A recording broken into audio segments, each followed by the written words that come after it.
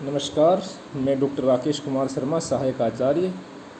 आज हम महाराजा सूरजमल ब्रज विश्वविद्यालय के अर्थशास्त्र विषय का जो बीए थर्ड ईयर का फर्स्ट पेपर है, समष्टि आर्थिक सिद्धांत, मैक्रो इकोनॉमिक थ्योरी, उसका लेसन 9 अध्याय 9 मुद्रा के परिमाण सिद्धांत का अध्ययन करेंगे। तो मुद्रा के जो परिमाण सिद्धांत हैं वो अनेक अर्थशास्त्रियों ने प्रस्तुत किए हैं। इस सिद्धांत में कीमत पर मुख्य रूप से मुद्रा की पूर्ति के प्रभाव का विवेचन किया गया है और मुद्रा की पूर्ति के प्रभाव का विवेचन कीमत स्तर और मूल्य स्तर, कीमत स्तर और मुद्रा के मूल्य दोनों के ऊपर इसका अध्ययन किया जाता है। तो मुद्रा का परिमाण सिद्धांत फीसर ने भी प्रस्तुत किया, कैम्ब्रिज अर्थशास्त्रियों ने प्रस्तुत किया और मुख्य रूप से कीन्स ने भी प्रस्तुत किया। तो सबसे पहले हम मुद्रा के परिमाण सिद्धांत का, जो फीसर ने मुद्रा का परिमाण सिद्धांत प्रस्तुत किया है, जिसे सौदे का दृष्टिकोण या लेन देन के दृष्टिकोण के नाम से भी जाना जाता है, इसका अध्ययन करेंगे। और प्रोफेसर इरविन फिशर ने यह सिद्धांत अपनी प्रसिद्ध पुस्तक the purchasing power of money में इसका विस्तृत विवेचन किया है, विस्तृत अध्ययन किया है।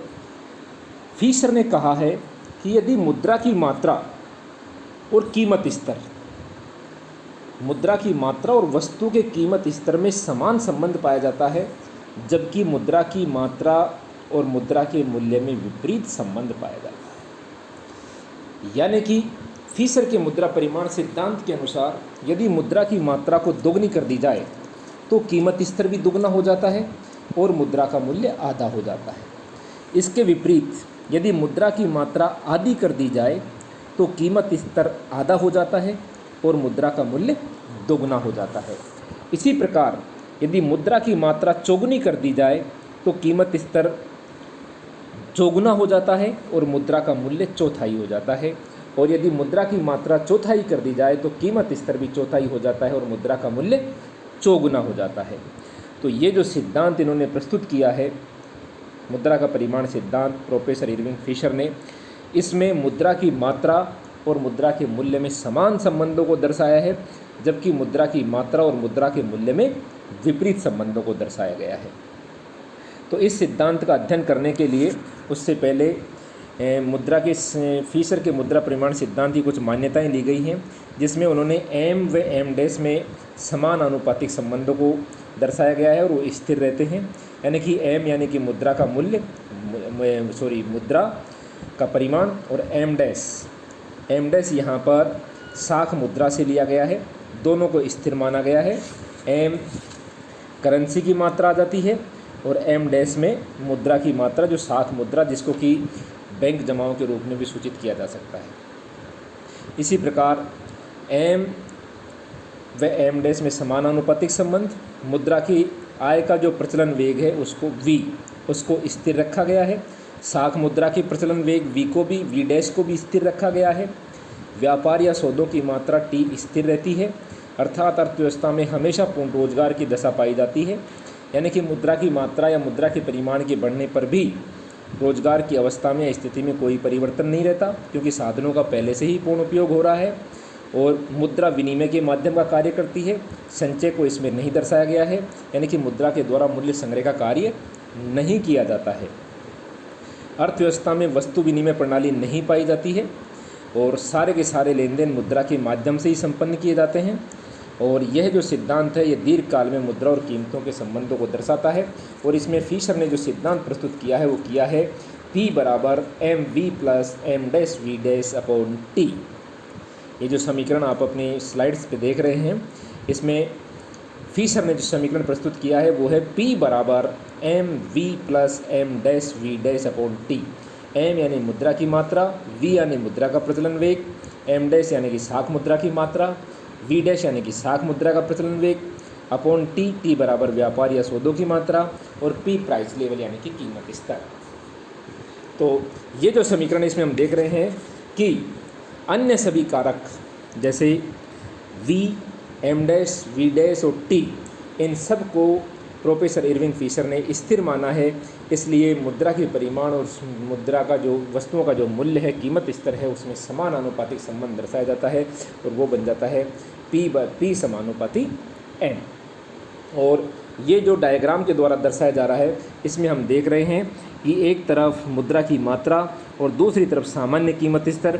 तो जैसे जैसे दोनों में समान संबंध है, मुद्रा की मात्रा को बढ़ा रहे हैं तो कीमत स्तर भी बढ़ता जा रहा है। मुद्रा की मात्रा 100, 200, 300, 400, 500 लगातार बढ़ती जा रही है, तो कीमत स्तर भी उसी अनुपात में 2, 4, 6, 8, 10 उसी अनुपात में लगातार बढ़ता जा रहा है। यानी कि मुद्रा की मात्रा और कीमत स्तर में समान आनुपातिक संबंधों को व्यक्त किया जाता है।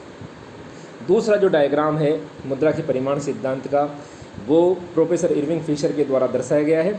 इसमें हम देख रहे हैं कि जैसे जैसे मुद्रा का परिमाण बढ़ता है, मुद्रा की मात्रा बढ़ती है, मुद्रा का मूल्य लगातार घटता जाता है। पहले m मुद्रा की मात्रा थी तो कीमत स्तर या मुद्रा का मूल्य था 1/p। जैसे ही मुद्रा की मात्रा दुगनी हुई 2m, तो मुद्रा का मूल्य घट के रह गया 1/2p, और 4m होने पर 1/4p। इस प्रकार मुद्रा का परिमाण मुद्रा के परिमाण या मुद्रा की मात्रा कीमत स्तर के साथ समान संबंधों को दर्शाती है, जबकि मुद्रा के मूल्य के साथ एकदम विपरीत संबंधों को दर्शाती है। इसके बाद हम देखते हैं कि मुद्रा के प्रचलन वेग को प्रभावित करने वाले ये इसके कारक कौन कौन से हैं। तो मुद्रा के प्रचलन वेग को प्रभावित करने वाले कारकों में भुगतान की अवधि क्या रहती है। भुगतान शॉर्ट अवधि में किया जा रहा है या लॉन्ग टर्म में किया जा रहा है। यदि भुगतान मासिक आधार पर शॉर्ट टर्म में लॉन्ग टर्म में किया जाता है तो जितना जल्दी भुगतान होगा समाज में वी की मात्रा भी उतनी अधिक होगी, और जितना देर से भुगतान होगा समाज में वी या मुद्रा के प्रचलन वेग उतना ही कम होता है। आर्थिक तेजी मंदी का भी मुद्रा के प्रचलन वेग पर प्रभाव पड़ता है।